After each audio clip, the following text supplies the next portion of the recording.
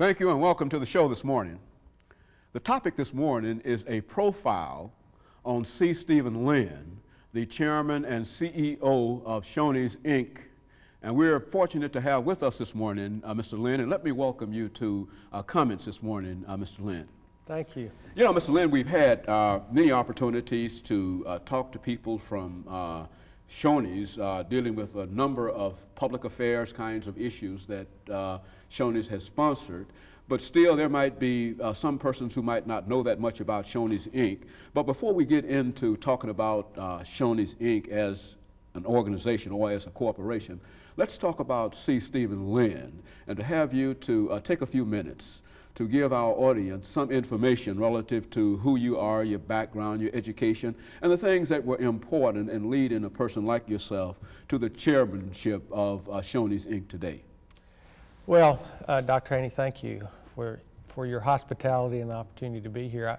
I guess I'm still a little blown away by the reality that some folk would be interested in those kinds of things about me. I grew up 48 years ago in a little textile town in southwestern Georgia. My mother and father were textile mill hands with a 6th and an 8th grade education, and so we grew up poor, but with dignity. Got involved in athletics at a young age, particularly basketball and tennis at 5 years old, and started having some mentors on the other side of town, and had goals at a very young age. The people who were mentors to me by luck or divine providence were some of the owners and presidents of some of the companies there. And since I was 10 years old, I wanted to be president of a company. Wanted to be just like them. Not because I knew everything about that, certainly didn't know what it was going to do to my waistline or my hairline, but I've been very focused on that, and had the opportunity to go to college on an athletic scholarship, and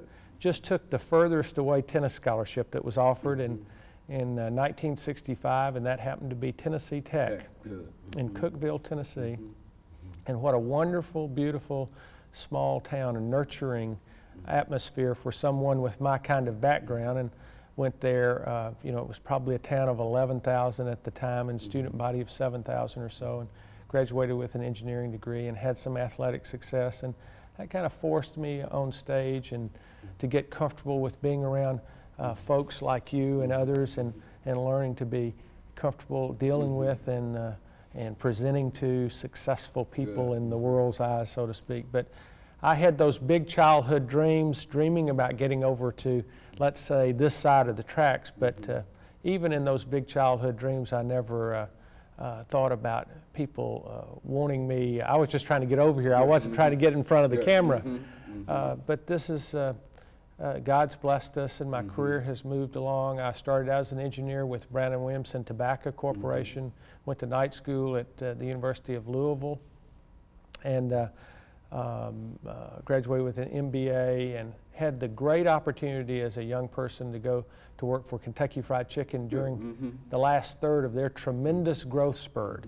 And when you go to work for a company like that, you get an opportunity to do some things before you really earn the right from a time, wisdom, experience point of view. And so I wound up running all of their distribution for the U.S., about a $140 million division at the age of 27, and did that for a couple of years. You know, I didn't have a clue as to what I was doing, but it was a great kind of sink or swim learning opportunity. And then went out to California to become a senior officer of Century 21 Real Estate's corporate headquarters. They were 6 years old, doing $20 billion worth of real estate, changing how real estate will forever be sold. And I started a marketing company for them that I was president of at 29, and did that for about 3 years. Got married at 29. My wife's name is Mila.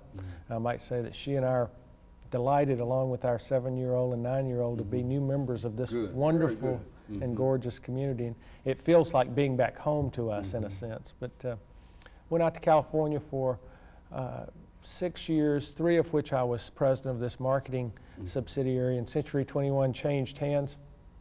And the representatives of the new owners came in and made some changes, and at 31 I was fired, out of work for several months with all of the fear and embarrassment that goes along with that. And I just had a spiritual conversion in my life. Hadn't grown up in a Christian home, but had, through series of events had become